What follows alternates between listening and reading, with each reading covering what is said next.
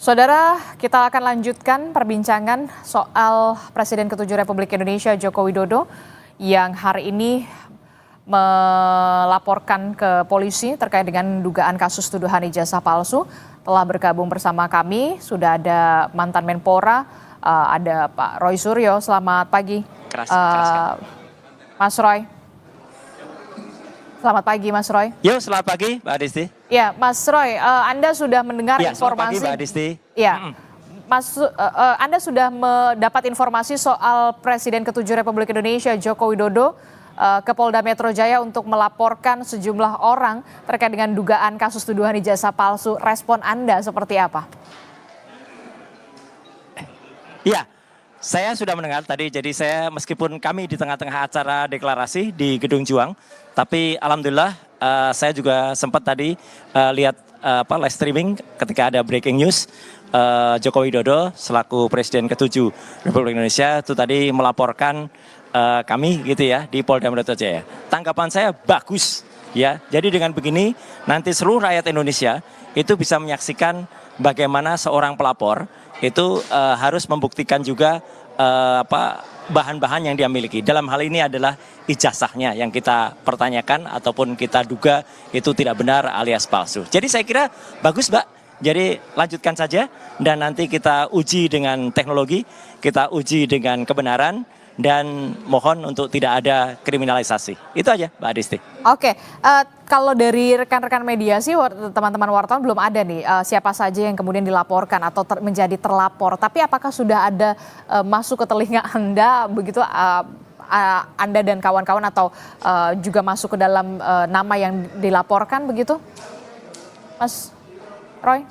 Iya, terus terang kalau nama yang dilaporkan saya belum dengar langsung ya. Tapi kan kemarin dari kuasa hukumnya itu kan sempat disebut ya nama-nama selain saya, ada juga Pak Dr. Rismon, ada juga Dr. Tifa, ada juga Pak Rizal Fadilah ya. Bahkan pada laporan yang lain saya dengar ada beberapa nama yang lain, termasuk juga ada Pak Amin Rais, ada juga Gus Nur, ada juga Bambang Tri dan lain-lain. Lucu ya, padahal Gus Nur dan itu kan baru saja bebas. Kemudian Bambang Tri juga malah belum keluar PB-nya, pembebasan bersyaratnya. Tapi siapapun yang dilaporkan, menurut saya siap ya. Kita siap karena kita itu uji kebenaran, kita uji kejujuran ya gitu. Bahkan nanti kalaupun ada pihak-pihak yang dipanggil ya, menurut saya sampaikanlah apa adanya, sampaikanlah fakta-faktanya, jangan kemudian takut terhadap fakta-fakta itu. Itu Mbak Adisti. Anda tidak gentar dan ketika nanti akan ada panggilan begitu dari Polda Metro Jaya, Anda siap untuk memberikan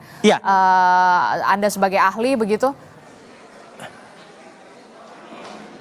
Oke, nggak ada masalah. Jadi artinya kan sepanjang pemeriksaan itu berlangsung dengan baik, sepanjang itu equality before the law ya, artinya tidak ada, tadi yang saya bilang, tidak ada penekanan, tidak ada kemudian kriminalisasi, itu juga clear aja. Dan saya juga berterima kasih, alhamdulillah saya ini di tengah-tengah Gedung Juang dan di sini banyak sekali masyarakat dan mereka bikin deklarasi untuk kemudian mendukung kami ini. Jadi terima kasih untuk masyarakat yang sudah mendukung dan kita buktikan saja nanti ya, dan kita adu bukti ya, kalaupun nanti ada katakanlah ahli-ahli yang kemudian nanti akan melakukan verifikasi, oke, kita lakukan verifikasi dengan benar, kita adu data. Dan insya Allah rakyat Indonesia akan menyaksikan semuanya, gitu. Oke, Anda siap untuk adu bukti, adu data terkait dengan dugaan kasus tuduhan ijazah palsu ini. Bukti apa yang kemudian sudah Anda punya soal ini? Sejauh ini, Mas Roy.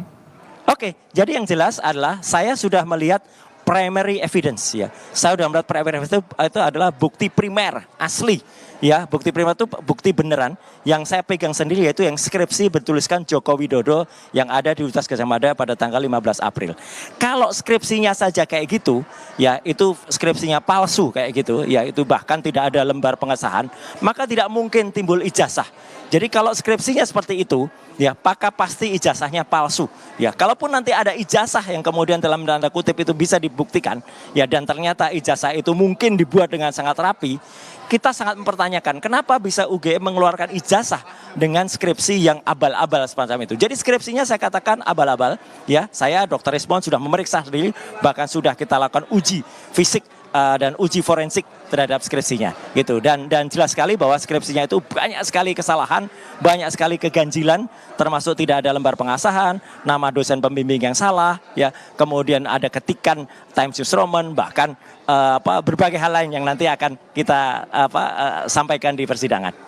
Oke, disampaikan ke persidangan begitu. Ya. Itu artinya Anda lebih memilih untuk masuk ke ranah hukum, jalur hukum dibandingkan kemudian soal potensi islah di sana, permintaan maaf di sana. Anda lebih memilih untuk nantinya ketika memang ini berlanjut ke adu bukti, adu data ke persidangan. Gini. Ya, bagus kalau ada permintaan maaf atau islah. Tapi itu nanti biar rakyat Indonesia yang memastikan. Ya, yang jelas saya tetap pada satu kesimpulan bahwa skripsi yang ada di Universitas Gadjah Mada yang diberikan oleh Wakil Rektor saat itu, Prof. Wening Udasworo, dan juga Wakil Rektor Dr. Aris Juto adalah palsu. Ya gitu, bahwa kalaupun ternyata akhirnya itu dikatakan ada ijazahnya mungkin dikatakan bisa asli. Saya sangat mempertanyakan kenapa bisa Universitas Gadjah Mada itu mengeluarkan ijazah yang disebut asli kalau skripsinya itu bentuknya seperti itu. Jelas-jelas skripsinya itu bermasalah. Ya, jelas-jelas skripsinya itu tidak benar. Dan skripsi itu sekali lagi Mbak Adisti dan seluruh pemirsa Kompas TV itu adalah primary evidence ya, bukti primer, dan kepada semua termasuk kuasa hukumnya belum tentu mereka pernah lihat apalagi pegang skripsinya. Saya bukan hanya lihat, saya pegang yang disebut-sebut skripsi itu. Dan kalau dikatakan nanti oh itu bukan itu skripsinya, nah berarti Universitas Gadjah Mada telah menyimpan atau bahkan mempertontonkan skripsi yang abal-abal atau skripsi palsu. Ini lebih parah lagi gitu ya. Jadi sekali lagi kita serahkan kepada masyarakat Indonesia, dan saya siap mempertanggungjawabkan semua telaah saya bersama Dr. Rismon, bersama Dr. Tifa, bersama Pak Rizal Fadilah kalau memang kami benar-benar dilaporkan. Itu Mbak Adisti. Oke, baik, terima kasih informasinya mantan Menteri Pemuda dan Olahraga Mas Suryo, Roy Suryo telah bergabung bersama kami, dan nanti saja kita akan lihat bagaimana. Baik, terima kasih untuk Kompas TV. Ya. Baik. Jangan lupa subscribe ya.